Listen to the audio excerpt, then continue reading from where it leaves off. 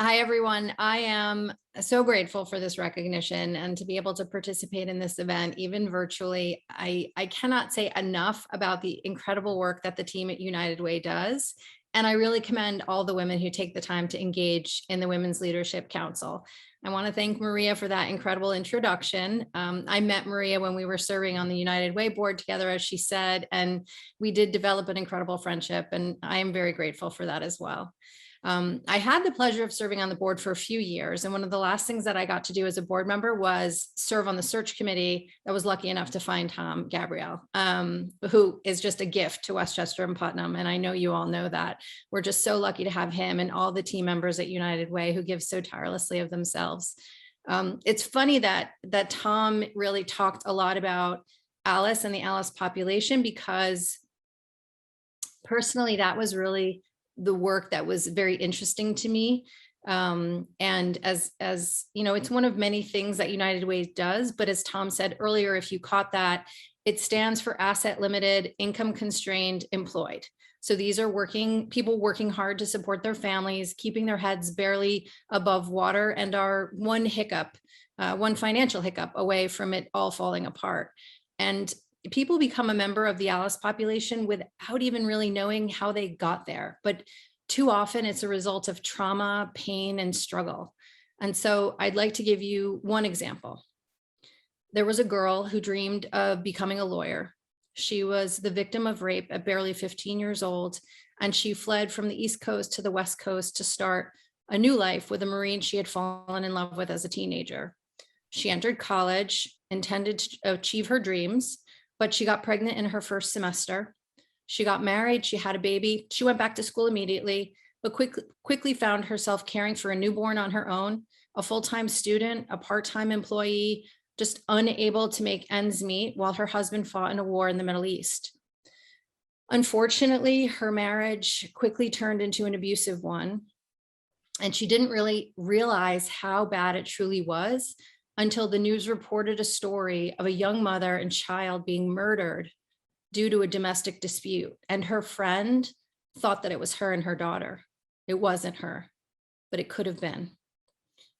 That's when she knew she had to escape the marriage. The next few years were filled with turmoil that included years fighting for custody of her daughter, sending her into bankruptcy, while she also cared for her terminally ill mother, who unfortunately died at the age of 51. It was a long road paved with devastation and struggle.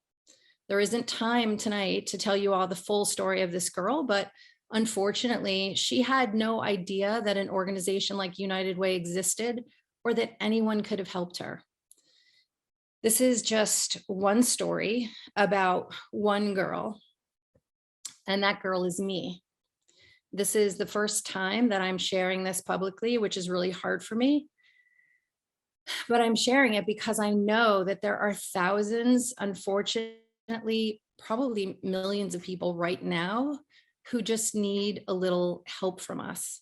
I am blessed to have overcome statistics that predicted that I not be sitting here with you right now, for sure, with a career that I love, safe, secure, with the successful 31-year-old daughter who is actually in law school right now, earning her law degree. I could not be more proud of her.